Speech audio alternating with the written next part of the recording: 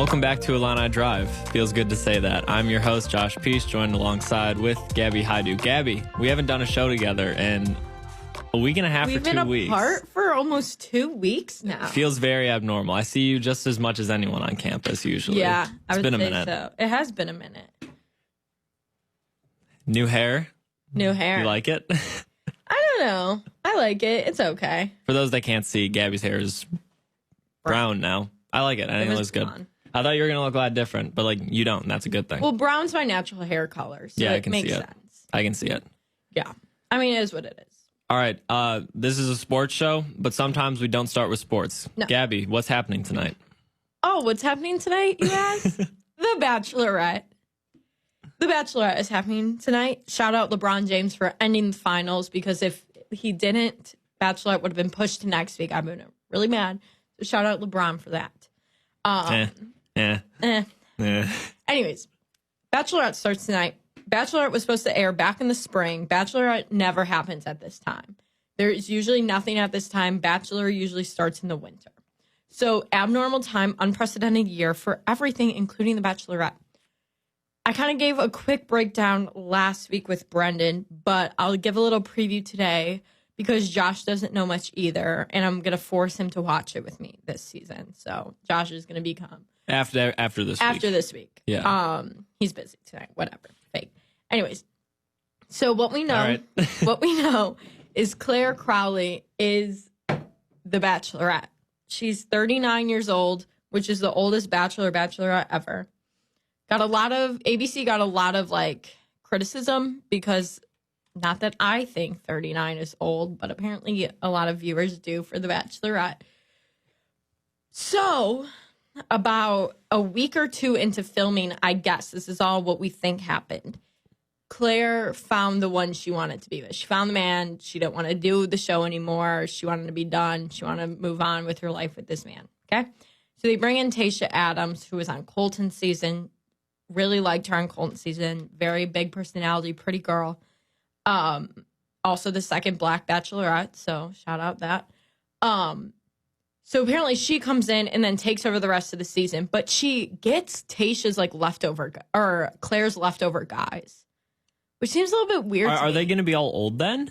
No. See, that was the thing with Claire's guys, is not a lot of them were that old, which it was really weird. There was like some guys that were 23. I mean, that's a 16-year age difference. Am I allowed to mention the name Dale Moss right now? Yeah. Do you know who that is? No. Okay. I'm reading some headlines. Oh. It was actually 5 minutes ago from Newsweek. Can I say something here? Yeah, you can tell me Who something. is Dale Moss? Meet the man that totally changed The Bachelorette. So I think he's the one that Claire, yeah. Yeah, I got that. That's what we'll be on. Okay. That's what we'll be on the lookout for today. I usually read all the spoilers because I'm crazy. So my friend's mom does. I'll never understand that. She'll like go to a movie, but then know beforehand what happens in the movie. Oh, I don't do that. I just do it for reality TV. Oh, okay. Because I'm just so invested. Like, I need to know. But I haven't read anything so far. And I'm going to see how long I could get through this season without reading anything. I mostly just haven't had time to think about The Bachelorette. But we'll see after tonight. I'll probably read spoilers tonight because I'll be super invested. So, yeah, that's my little preview of The Bachelorette. Brendan and Nathan will recap tomorrow for you guys. Thursday. But yeah. No, tomorrow. Tomorrow. Oh, I forgot that they do Monday, Wednesday. Yeah. I'm dumb. So stay tuned for more Bachelorette talk. You know, I'll say this. So I watched The Bachelorette with Hannah B. Yes. And that was fun. I was going to watch The Bachelor, but... You didn't miss much. I'd also gone through something with someone that I used to watch The Bachelorette with, so I didn't end up watching it. You know, it happens. Tough. Just listening to you talk, Gabby, I'm a little more interested now. Yeah. If I didn't have meeting with Mr. Nurse tonight, I would probably be probably not. It's good. It's great drama. It's great TV. Yeah. It's trash TV, but it's good. You know it's what I mean? awful. It's terribly fantastic. So awful that it's so good. Exactly. And this season, I can only imagine like the curveballs that are going to be thrown, the drama. And it's so much more fun watching men create drama because women are always like the stereotypical, we create the There's drama. always drama.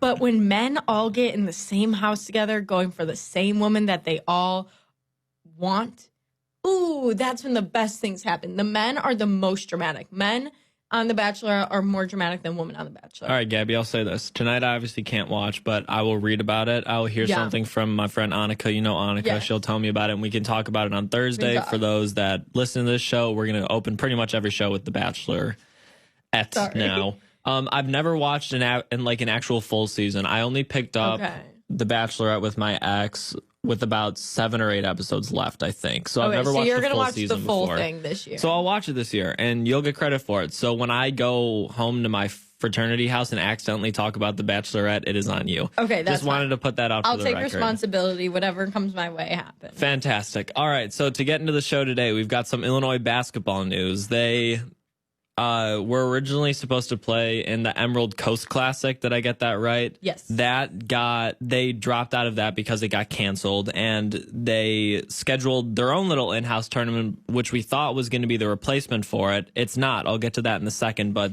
their little in-house is going to be November 25th through 27th. Gabby, the 4 powerhouse teams are Illinois, obviously, and then Wright State, Ohio, and North Carolina A&T. Keep in mind that this is the start to their season. I know that we talked maybe about having like an all Illinois thing, maybe some actual powerhouses, but what do you think of this? 25th to 27th of November. I don't love it. I mean, it's great they're playing. I don't love it. I don't love the competition. I think we probably could have gotten better somehow. You know what I mean? Like, how did we not get some more competitive team? I would have liked one good team. Yeah. It'd be it would worry me a lot if any of these games end up in a loss. Yeah, watch us lose one of these things, jeez. If we lose one of these games, you can't put too much stock into it because it's the beginning of the season, blah, blah, blah, blah, blah. But I'd be very disappointed and upset. No reason to panic, but disappointed and upset. I mean, I guess getting the ball rolling. I mean, when you think about it, like usually you start off with really bad non-conference teams, usually not even Division I teams. So I guess I like it in the respect that it's going to be a similar feel to the start of a normal non-COVID season. So when you put it that way, I guess it's fine. And I guess I get the understanding of it. But then you go right to the Jimmy V. So there we go. So that's the next piece of news. And you are probably going to get your ish rocked potentially. Well, maybe. So the in-house thing is Wednesday the 25th through Friday the 27th. If Ohio State and Illinois play on the 27th, then Illinois' little thing, the Friday games get flexed to Saturday. 1 week after the start of this, Wednesday, December 2nd, Illinois will be in the Jimmy V Classic. That is pretty much confirmed at this point. It was Goodman Hoops verified on Twitter who released that. And they're playing Baylor, who's like the number 1 team in the country. I mean, but hey, Gabby. I love it. We're the number 4 team in the country. Like Gonzaga, Villanova, and Baylor have all been tossed in the top 3 in different orders. So you could say we're facing number 2, number 3, number 1, whoever it is. Mm-hmm. But no matter what, ranking they are, Baylor's pretty darn good. Oh, yeah. I mean, Baylor's going to probably be the hardest team Illinois faces all year. Yeah. Including Iowa. Probably. That's going to be the toughest game, and it's obviously unfortunate that it comes after they play a really not competitive slate of games the weekend before. But I don't know. I think Illinois is going to put up a fight. I love that they're playing really good competition to start. Yeah, me too. I feel like that just sets the tone for the season. This college basketball season is going to be even more wild than last season was. And last season was insane. You couldn't keep a top 10 the whole season. You know what I mean? So this season's going to be crazy. A lot of great players returning. A lot of interesting freshmen. So I think starting off with Baylor and with some of the best teams is incredible. Because I feel like Illinois hasn't gotten this chance before to play against this top-level competition when they're also top-level competition. Right. You go back to, the Maui Classic 2 years ago. You were playing some of the top teams, and you were competitive. They were pretty competitive in those few games, but they weren't nearly what they are now. So I think it's exciting because that's, a prime time, incredible matchup that's probably going to be aired on, ESPN, probably going to be a very highly anticipated watched game. So it'll be good to see what they can do under pressure and under like a mega spotlight that early in the season. Yeah, so if we go through like the beginning of their schedule, I was originally hoping, like I said, for better teams and Illinois' little in-house thing, but this is the start of our year. They have to prepare themselves, whatever. I'm fine with that. Doubt they'll include fans. You hope you get 3 blowout wins there. I don't want a close game like Nicholls State. I want them all to be like the Citadel where you just kill them, like 120 to 60 or whatever. I don't care. Because then right after that, you get, right into Baylor and Jimmy V. And Jimmy V is always a pretty good tournament. It's traditionally known as one of the better ones. And that's going to be the big competition because this, like, even if Illinois does get killed, you're still looking to see where, the team is at because you have Iowa who's returning, Kofi who's returning, Trent, DeMonte, all these guys. And then the newcomers, Miller and Curbelo. I think it's going to be a good game for them. I think that they're going to really show what they're made of there. I'm trying to find here who the other teams would be in the Jimmy V this year. Are Gonzaga and Tennessee also in this? I'm seeing something from Gonzaga's our version of the Gazette, the spokesman review, and it says Gonzaga will take on Tennessee in Jimmy V Classic at Madison Square Garden. This was May 7th, 2020, so obviously it's talking about 2020. Because if so, this is a loaded tournament. Yeah. This is a huge thing because Tennessee's top 10, Gonzaga's arguably number 1 with Baylor, Illinois' top 5. There's a lot of good teams in here. Let me look. I think Watch Stadium did a thing on the Jimmy V Gonzaga versus Tennessee. Yeah. That's still set. Wow. So Baylor versus Illinois, Gonzaga versus Tennessee. Is that it? Yes. Jeez. That's so. You want to know something way. Interesting though?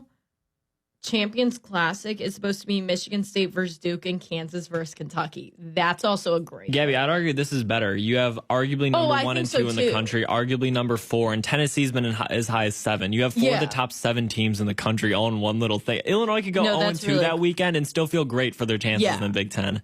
I agree. And then after that, they're either getting Virginia or Duke in the ACC tournament, it sounds like. It's going to be an interesting start. And I think one of the things that I'm excited about is to see how Curbelo and Miller do right away, off the bat.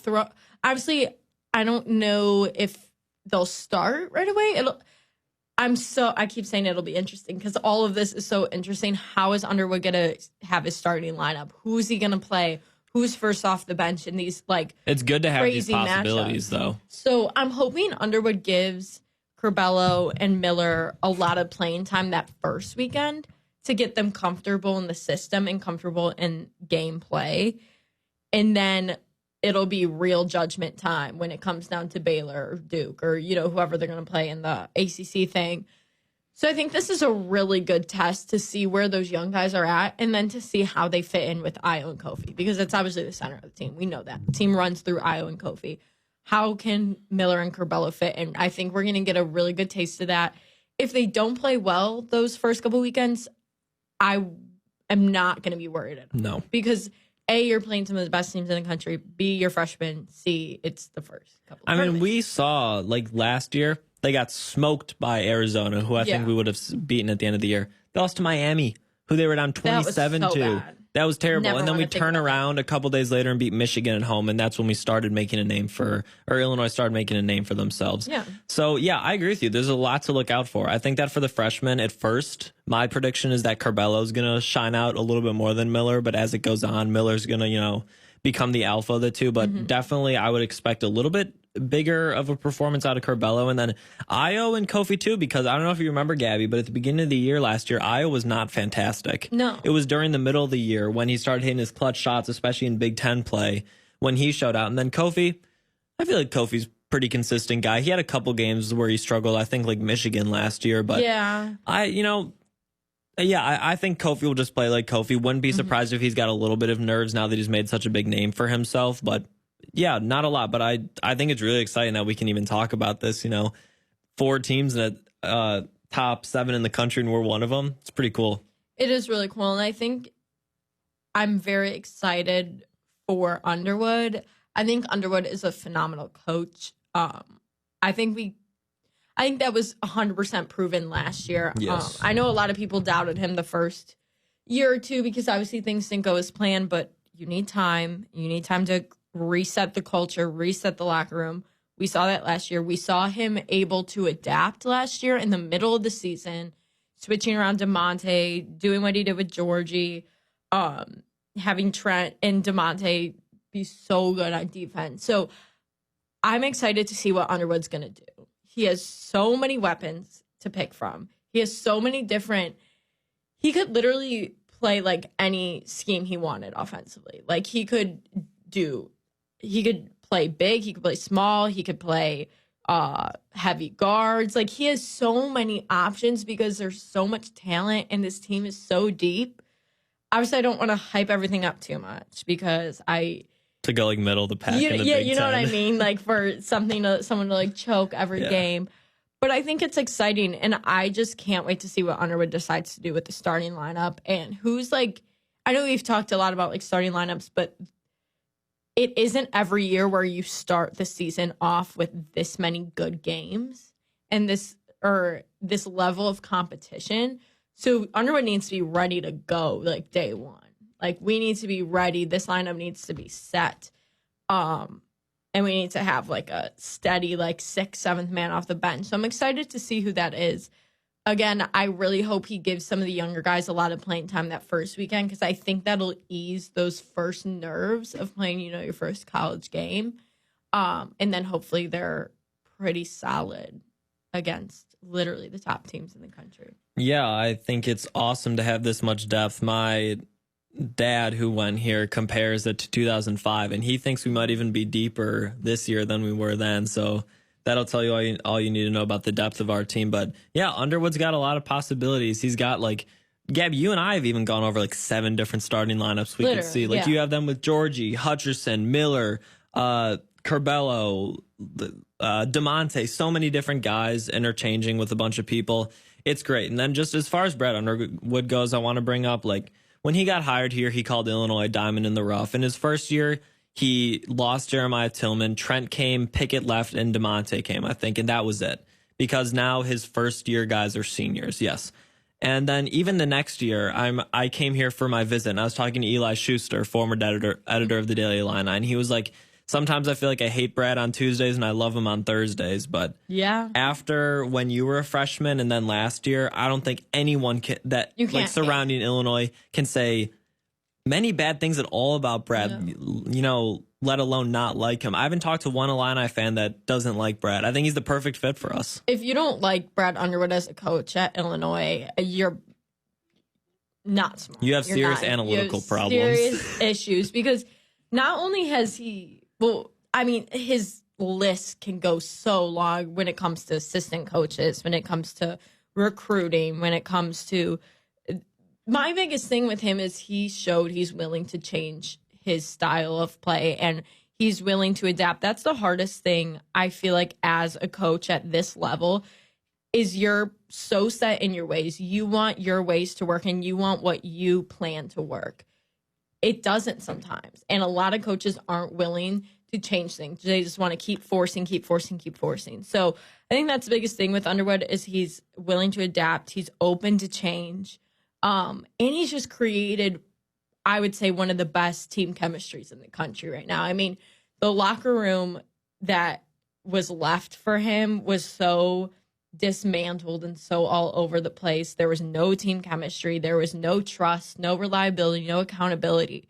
And now you have this team who are all best friends. You never see one of them walking down the street without another player. Right. Like they're always together outside of basketball. They're always getting in extra reps after practice together. So I think I can't rave enough about Brad Underwood. I think he's an amazing fit for Illinois. And obviously he said after his contract extension last season that, he wants this to be his forever home. So I think that's all you need to know about him is that, he wants to be here. And that's the biggest thing. Didn't we lock him up through 2030 or something like that? I thought it was 2025. Oh, it might be. Yeah. But, not 2030, no. It was definitely in the 2020s. Okay, well, but still. At least for the next, 5 seasons. And I'm sure he wants to be here. Hey, he left a tournament Oklahoma State team after 1 year to come here. So, and like you said about the locker room, nothing against John Gross, obviously, but there was no culture on that team. Yeah. So, Brad Underwood definitely has us in a better spot. All right, we're going to take a little break.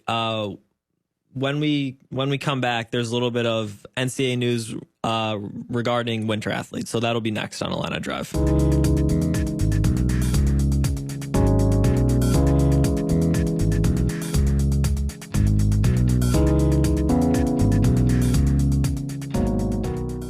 Welcome back to Illini Drive. A little bit of basketball news announced, or I'm sorry, winter sport news announced, but not technically confirmed from Jeff Goodman, verified source. He's reliable. He tweeted today that the Division I Council has voted in favor of giving an additional year of eligibility to winter athletes. It won't be official until the close of tomorrow's meeting, since it could still be brought back for reconsideration. But it sounds like this is going to be set in stone. Doesn't surprise me at all, because we saw it for fall, and winter's also going to be a little weird. Definitely shorter for most teams and most sports. Does this surprise you at all, Gabby? No, because they already said for fall sport athletes, if they play this fall, that eligibility won't count against them. So I'm not surprised by this.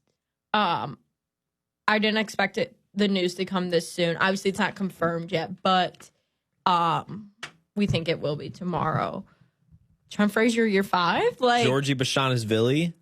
Wait, no. He would be year 4, but he could probably also use it too. Well, yeah, he could use it eventually, but DeMonte, Trent Frazier, year 5. That would be. That's the big 2. Sorry, I was jumping the gun with Georgie there, just because I know he'll stay.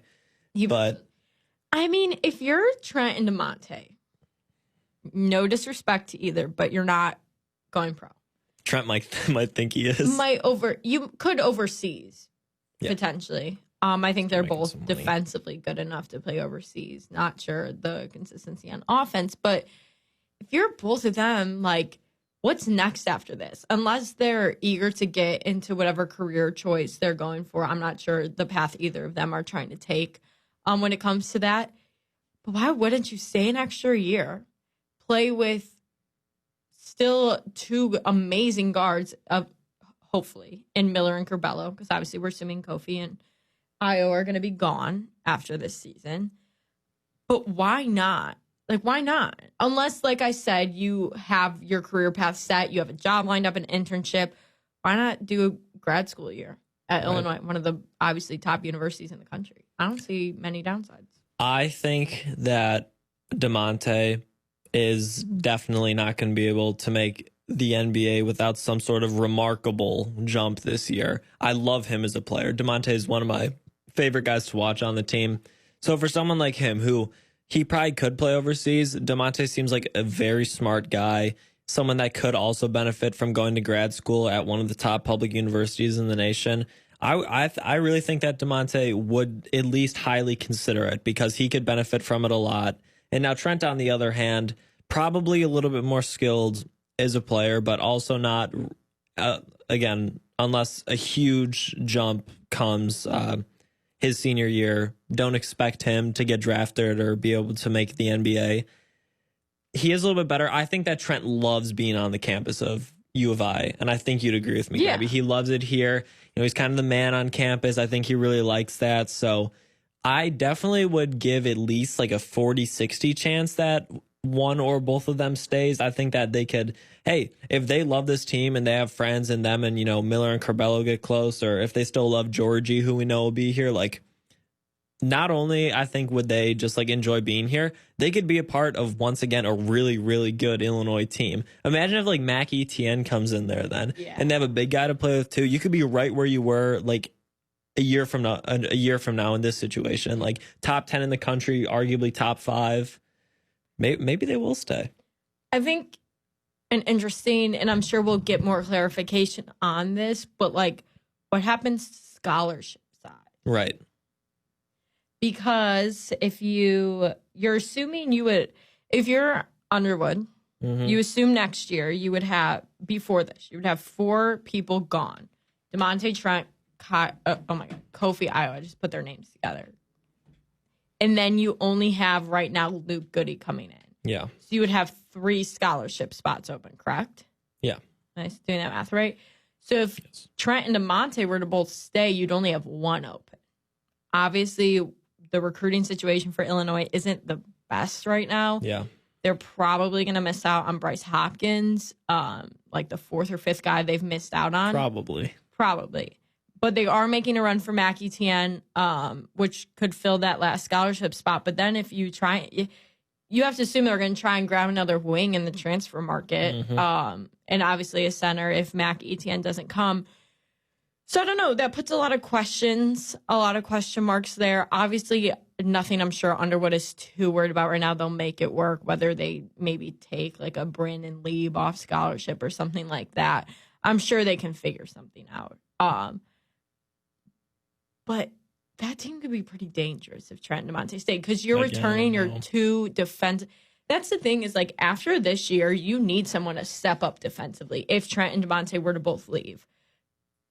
Because they take the best assignments. DeMonte's your defensive stopper. Oh, yeah. Yeah. Absolutely. I mean, Trent literally was amazing on defense, especially in like the middle of the year last year. So I think that's the biggest loss for both of them is defense. So if they kept that and they brought in a wing transfer and then you bring in Luke Goody and hopefully a center somewhere, like you're in a similar spot. I wouldn't say you're as good because Io isn't there, and unless Corbella or Miller step up in that role, which I don't think would happen right away, you're in a pretty solid spot, I would say. Absolutely. It'll be interesting. I think it's something Trent and DeMonte are obviously going to consider, and they seem to be pretty close to, so I'm sure they're going to lean on each other to help make that decision. Yeah. Why not? Absolutely. I think that you hit it all. One thing I would like to add is that Trent Frazier's doing like a little bit of his own last dance thing on Twitter because of course he is. So we'll see if he, continues doing that, assuming this winter sports thing gets verified. Because if like halfway through the season, he's just like, yeah, good stuff for the last dance. Like, obviously he's not going to come back. Like that means it's it. But DeMonte definitely doesn't, how do I say this nicely? He doesn't show his emotion as much as Trent Frazier does. So I don't think he's that not very vocal on social media. Right. So I don't think that we're going to, get as many hints. Like there's going to be no little crystal ball thing from us about DeMonte where Trent is a much easier read. So, I just feel like if one of them comes back, they'll both come back. You really? You think it's either both or nothing? Potentially. Yeah, I see that. We'll see. Yeah, we'll see. Only time will tell. All right. Well, I guess the college basketball stuff, little bit, we'll transition in here into pro basketball, which has come to an end. Congratulations to the Lakers, Anthony Davis and LeBron James especially. You guys got your title. Even though I was rooting for the Heat, I'm more than happy for you guys. It seems like you're both enjoying it. The whole team's enjoying it. J.R. Smith, I bet, hasn't put a shirt on yet. I'm happy for the Lakers. I was rooting for the Heat, but I've been rooting for the Lakers, and you guys all know why. I'm glad they got it done. I think LeBron is just so good.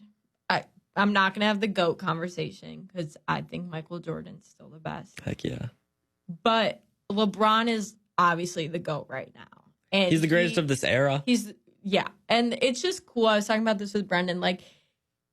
Not that it amounts to the same level, but like in 30, 40 years, like when our kids are asking about like LeBron James, like the way we ask about Michael Jordan, like it's going to be really cool that we lived through his era because like he's just been so dominant for most of his time in the league, I would say. And he's still not done. I mean, I'm so sick of people saying like, oh, LeBron missed that dunk. He's old. He's washed. You know what I'm saying? It's like, and obviously you have to take those people's opinions with a very small grain of salt because they clearly don't know anything about basketball or don't know anything about sports and athleticism and things like that. But he's nowhere near to slowing down. No, he's not. And I think if this team comes back pretty similar, they can make another run. LeBron's always going to have a chance at the title. He's LeBron. And then if you keep AD, which AD is now a free agent, obviously, and he even said that he doesn't know what's going on yet, which I think is a fine answer. You don't want to lean one way or the other. Because obviously if things don't work out, things don't work out. But yeah, I'm happy for the Lakers. Happy, obviously, everything with Kobe Bryant this year has been tough, especially on the Lakers organization, Lakers fans. So I'm happy for them. I think we really saw what the Heat are made of. I think you just, I don't know. I mean, Jimmy Butler is incredible. You can't give enough praise towards him for what he did with this team. But this team is honestly talented. Like, they're a very good team. I think you can now stop talking about how they're just like hit a hot streak or they just like were on fire, because they kept games pretty close with the Lakers. So yeah, I'm excited to see what comes of the Heat next year. I know they're obviously probably looking for another like star type player to sign this offseason. There's not many great free agents this time around. It's not like AD is going to go to the Heat. I feel like AD will stay. AD's not going to the Heat. Yeah. So it'll be interesting to see what Eric Spoelstra does. It was so sad to see him crying before the press conference. Yeah. Did you see that video? I don't know. I really like him. Yeah. So, I mean, like, again, Lakers, congratulations, 100% deserving, but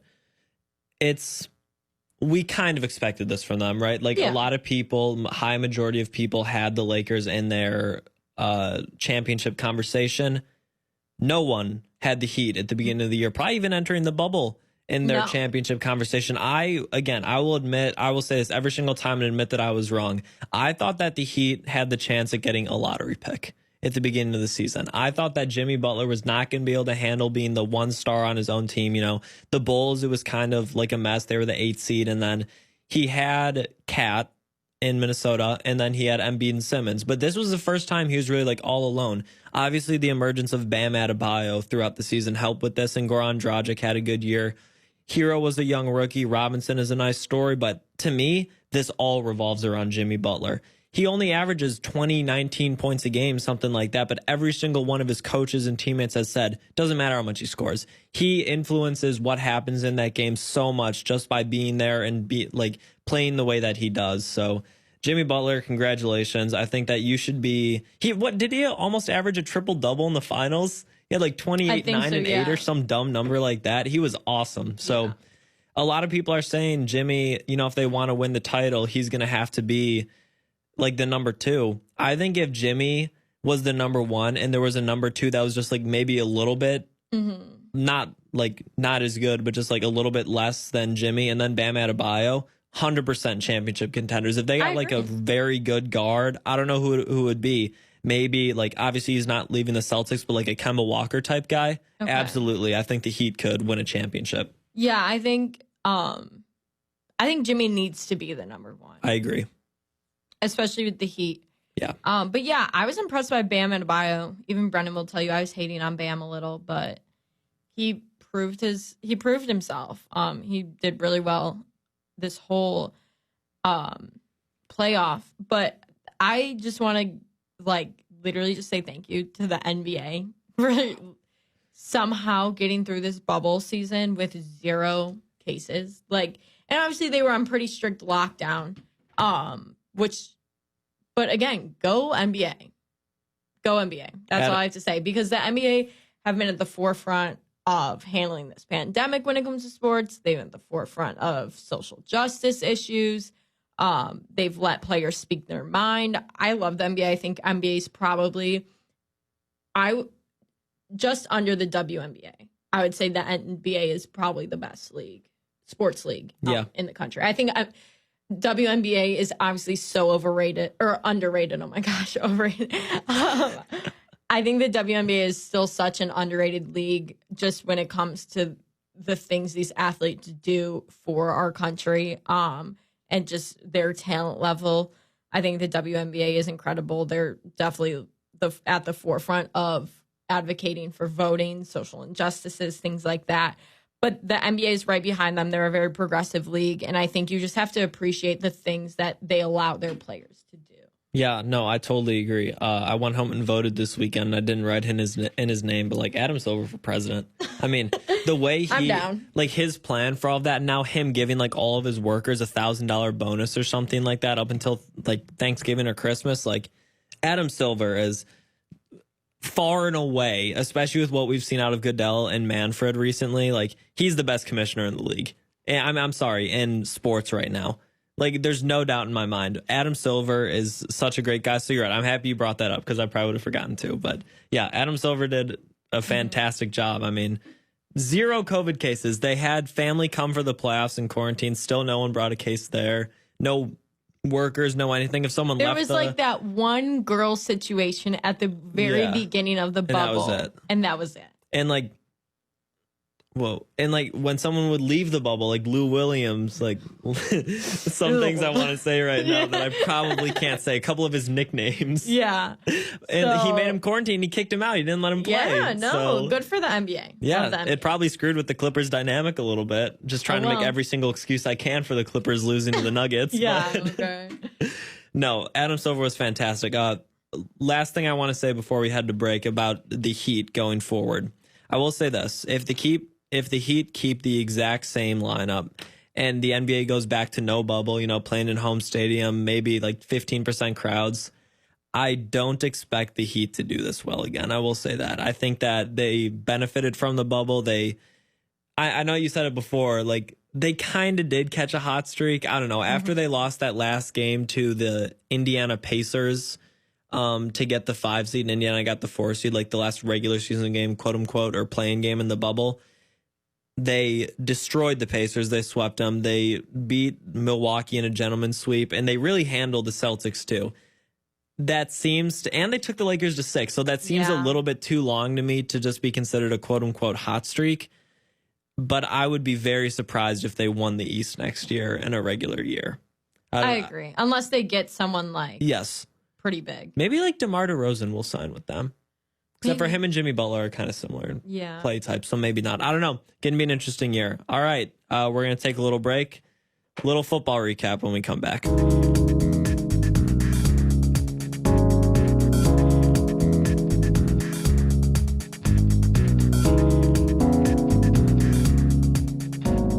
Welcome back to Illini Drive. Josh is just screaming. Well, I do have the Bills Tennessee Titans game, Tuesday Night Football. How about that? I have that up on my laptop live stream right now. And Derrick Henry, both my fantasy leagues, got me touchdowns. So good for you. I was screaming because it was first and goal from the 2. I'm sorry, from the 3. He got it to like the quarter-yard line. So I thought they were going to give it to like a fullback or let Tannehill sneak it or something, but they didn't. So I was, in fact, screaming before this. Happy for you. So, yeah, the Bills are my second favorite team because of Josh Allen, who's also my quarterback in both leagues. So I love this game because it's 2 teams I like. But I think we're going to talk about our teams now, Gabby. So you can definitely start, even though my team's game was first. You start that. All right, Start the Bears, even though I've talked about the Bears like 3 times. Hey, then I'll talk. I'll talk. I'll give my input. I have some things to say. All right, sure. So Thursday night, I went home Thursday afternoon, which is why I was not on the show Thursday. Invited my grandpa over, and the 3 Peitsch men watched the Bears and Buccaneers. And I said to my father about 20 minutes before the game, Dad, this is going to be just like the home game against the Saints last year. We're going to get whacked. And I seriously believed before the game that we were going to lose like 38-7 or something like that. I thought it was going to be a blowout. I didn't think it was going to be close. What do you know? They're up 13-0 early. We held them to a field goal, said it wasn't 17-0. I was like, all right, give Foles a few drives. Maybe this won't be such a blowout and we'll only lose by 20 or something like that. Whatever. But come on. Nick Foles stepped up. They score a touchdown. They get the ball back. They score right before the half. They're winning going into halftime. Jimmy Graham with one of the best catches I've seen all year. Definitely an underrated catch. I guarantee you if like Kelsey catches that from Mahomes is number 1 on SportsCenter, but Jimmy Graham with a one-handed catch in the end zone. They drove late. Allen Robinson played really well again against the interception that was kind of his fault in the first. But yeah, the Bears won 20-19? Yeah. Yeah. 2 touchdowns, couple field goals. Santos, our kicker, you didn't mess up like Cody Parkey did, so thank you for that. But like I said, I'm sure you've talked about it a ton, Gabby, but I want your input. I was very, very impressed with the Bears. I was impressed. I thought the defense actually stepped up. Especially late. One of the first times this season, I think. And Khalil Mack had a big game. I don't think he's been as much of a playmaker as usual this season, but I think he was last Thursday. You saw him talk a little trash to Tom Brady because Tom Brady was talking some trash to him. I'm like, you're going to talk trash to Khalil Mack? Like, you better be scared. I'm scared of Khalil Mack. I'm very scared of Khalil Mack. Yeah, I think you should be. Everybody should be. Tom Brady's Tom Brady, so he's not. If you're not scared of Khalil Mack, there's yeah, no, but you're not gonna be scared of anybody, and I respect Tom Brady for that. I think Nick Foles played really well. I think the run game still needs work for the Bears, and I think that's their biggest thing holding them back. But they used it a little bit. Yeah, they did. I think the biggest thing, the Bears have a really solid secondary, which I'm jealous of because the Steelers have a trash secondary. Jalen Johnson, Kyle Fuller, Eddie Jackson. Yeah, Kyle Fuller is really good. So I don't know. I'm impressed with the Bears.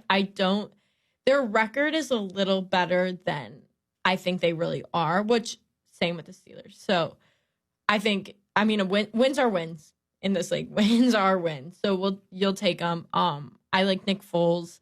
I've been big on Nick Foles since Eagles era, which most people have, rightfully so. So yeah. I'm happy for the Bears. I think they just need to get the run game in check a little more. I think you guys should pick up Le'Veon Bell. Totally disagree. Bad personality for the team. But I agree with everything you said. Yeah, how do you think I felt? Yeah, sorry about that. So Khalil Mack finally had a good game. Kyle Fuller with the hit of the game, causing the fumble, which led to a touchdown. That was awesome. And then can we talk about Tom Brady on the last drive? Supposedly when he held up his four fingers, not knowing that it was third down. Bruce Arians said after the game, genius coach, was like, he knew it was fourth down. Tom Brady said he knew. You know dang well the offensive coordinator was talking to him in his helmet saying, hey, dude, it's fourth down. And he threw past the first down marker, too. Like, I thought he clearly knew it was fourth down. I think that, He did not. He would have not thrown that pass if he knew it was I think that down. golden boy Brady was just trying to make an excuse. His own coach said he knew. But Brady has been in the game so long. Knows. I know that everyone makes mistakes, and if they're going to happen, that's going to be in the regular season. But like, this was a Thursday night football game. The Buccaneers needed this win. Like, this is not a very good loss for them. No, not at all. I think that he knew, but despite, whether or not, shout out the Bears defense. After the first quarter, you were phenomenal. In the fourth quarter, you were tremendous, holding the Buccaneers, not letting them score. I think that Nagy's play calling was definitely questionable on their last drive, waiting for the field goal. But I don't like relying on a kicker. We learned that in 2018. We learned that you can't rely on a kicker, especially with this Santos dude. Like, nothing against you, man. Thank you. I love you, buddy. You hit the kick for us. But like, we have trust issues with our kickers, thanks to Cody Parkey and a little bit Eddie Pinheiro too. So I don't like relying on kickers. But then again, people were mad about the clock. It didn't matter. The defense stepped up. But I guess that's the one, little quote unquote controversy from the game. I don't really like Nagy. I don't think he's a great coach. I think he has his moments. I think he has his moments of being a good coach. I'm not a fan of his play calling sometimes, which Brendan and JJ will yell for. But no, I agree with you. Okay, let's talk my team.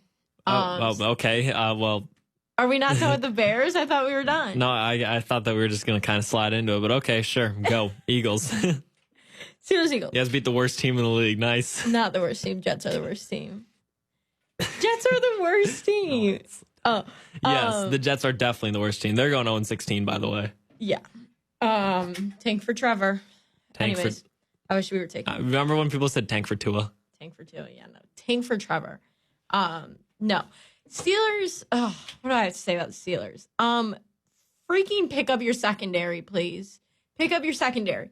I'm so sick of just the defensive line playing phenomenally, getting pressure on the quarterback. They can get through any offensive line, and then secondary just gives a big 30-yard pass. I'm sick. I'm sick of it. I'm done.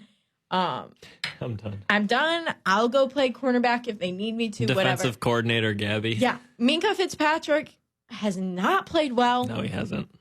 That first round draft pick isn't looking very nice right now. But let's talk about Chase Claypool. I was going to say, so I want to say this before. The Steelers have not spent a first-round draft pick on a receiver in who knows how many years, and they've gotten Juju Smith-Schuster, Antonio Brown, Claypool, right? Claypool. Martavis Bryant was good at one point. Among all these guys, yes. So I don't know how or who is developing these receivers in Pittsburgh. I think they just draft well. They just see But they're potential. not even first rounders, Gabby. Like, these are like the 5th, 6th, 7th guys in the draft, and these guys are end up being the best in their class. Like, whoever you're doing, call Chicago and tell them, because we need receivers I think right it's now. more about they just see potential. They see potential, and I think that's the thing. Chase Claypool, he's a bigger receiver. He's tall, got some muscle on him. He has proven, and he had like one catch maybe each of the first few games, but he went off 4 touchdowns. Yeah. Just a monster game. Do I think that's going to happen every game? No. But what I like about it is it gives defenses, okay, we can't just focus on Juju now. We can't just focus on Deontay Johnson when he's healthy. We have to look at Chase Claypool now. If you give Chase Claypool a mismatch, if you don't cover him the way you should cover him, he's going to score. He's going to get the ball. He's going to score. So I think that's the biggest thing is just the Steelers now have proven they have multiple offensive weapons. Despite what I've seen on Twitter, I think Ben is playing well. His deep ball has been very off this season. And he's said that. Like, he's admitted he's not connecting on the deep ball. It's not that the arm strength isn't there. He's really missing long on a lot. So, like, I'm not worried about that at all. He'll find that. He just needs more work with his receivers. A lot of these receivers he's never really worked with before. Like, Deontay Johnson hasn't got much work with him.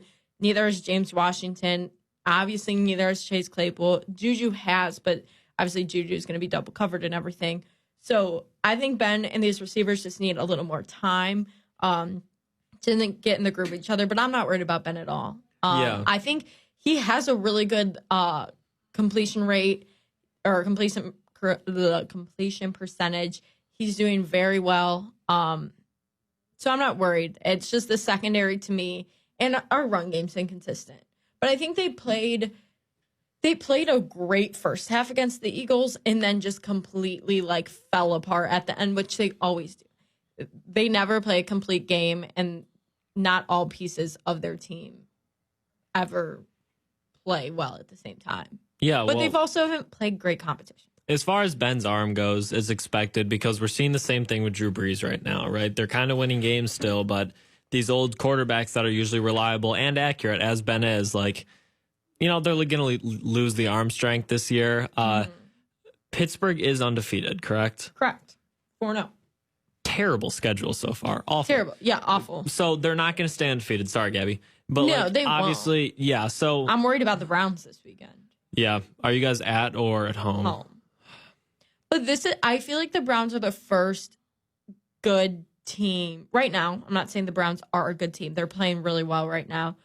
The first team that's playing really well that the Steelers are going to play. So I think it's going to be a test to, can they play well against good competition? Because I think the problem with the Steelers, and it's always been like this with Ben, they always play down to competition. They always do. So it'll be interesting to see when they're kind of at a similar level. I still think Steelers have more talent than the Browns, but they're at a similar level right now. What they can do. Can they put a full game together? Yeah, no, I agree with you. I'd be, like you already talked about with the secondary, but like 28 points to that Eagles team is way too many. That's pretty embarrassing. It's way too embarrassing. Because Carson Wentz is fine, but they don't really have skilled people that should be scoring that many on you. And the Eagles' offensive line is like one of the worst in the NFL. So how... Well, both of our teams, they won. They're the two supposedly most overrated teams. Exactly, 4-win teams. Look at us. Other game, just one I wanted to talk about because I've been super high on this guy ever since he was at Oregon last year. They lost because of their kicker last night, but Justin Herbert, oh my gosh. Picked him up in fantasy. He is so good. So good. I'm going to whisper this, but like, I saw it on Twitter last night from our boy Brandon. Could Justin Herbert end up being better than Joe Burrow? Justin Herbert has a way better line. If Joe Burrow had 2 good offensive linemen, he'd be at a much better spot. Totally, and one receiver, but yes. I totally agree. Joe He's in a Burrow much gets better situation. Wrecked every play. Every play he's getting touched. You see that hit against the Eagles where he just, I thought he died. I was like, damn. Yeah. Ripping the chat. We can talk more about Justin Herbert on Thursday. And we'll see who they're playing. But yeah, he's going to be really good. We're going to have a pretty good. He's going to be here for a while. Yeah, we'll have a good preview for this weekend's slate of games. All right. That's going to be it for today's show. From Gabby and Josh, this has been Illini Drive.